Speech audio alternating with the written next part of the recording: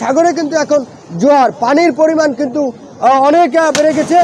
আর এখানকার যে মানুষগুলো, উপকূলীয় এলাকার যে মানুষগুলো রয়েছে তারা কিন্তু এই উপকূলীয় এলাকা ছেড়ে তারা কিন্তু আশ্রয় কেন্দ্রে অবস্থান নিচ্ছে।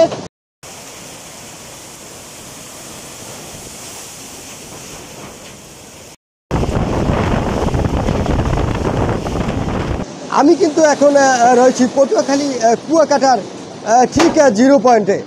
তা আমি এখানে দেখানোর চেষ্টা করছি এই কুয়াকাটাতে কিন্তু ঘূর্ণিঝড় রিমেল পায়রা বন্দর থেকে 295 কিলোমিটার দক্ষিণে অবস্থান করছে।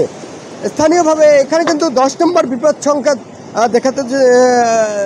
দেখানো হয়েছে।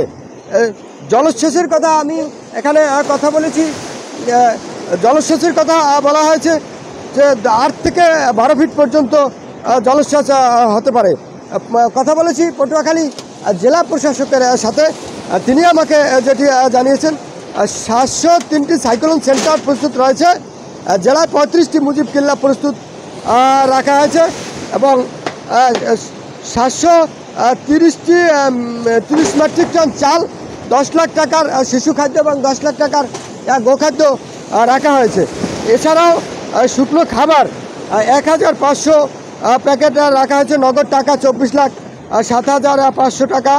জেলায় 8,760 জন সিপিবি স্বেচ্ছাসেবক প্রস্তুত আছে। জেলায় মোট 76টি মেডিকেল টিম গঠন করা হয়েছে। পানি এবং স্যালাইনের পরিমাণ রাখা হয়েছে। তো আমি আপনাদেরকে দেখানোর চেষ্টা করছি একবারে কিন্তু ভীষণ নিয়ে এলো ফুলঝুরি মেগা অফার সিজন 6। এই অফারে ফ্রিজ কিনলেই পাচ্ছেন নিশ্চিত 12 সেটের আকর্ষণীয় গিফট বক্স একদম ফ্রি। একেবারে জিরো পয়েন্টে কিন্তু আমি রয়েছি এবং আপনাদেরকে দেখানোর চেষ্টা করছি ঘূর্ণিঝড় রিমেল কিন্তু ধীরে ধীরে কিন্তু ধেয়ে আসছে। একেবারেই এখন কিন্তু বৃষ্টিও হচ্ছে এবং প্রচুর সাগরে কিন্তু এখন জোয়ার, পানির পরিমাণ কিন্তু অনেক বেড়ে গেছে। আর এখানকার যে মানুষগুলো, উপকূলীয় এলাকার যে মানুষগুলো রয়েছে তারা কিন্তু এই উপকূলীয় এলাকা ছেড়ে তারা কিন্তু আশ্রয় কেন্দ্রে অবস্থান নিচ্ছে। এবং আমার একেবারেই কাছে আপনি দেখছেন যে এই সাগর আমার একেবারে 5 ফিটও নয়, আমি একবারে সাগরে পাড়ি রয়েছি।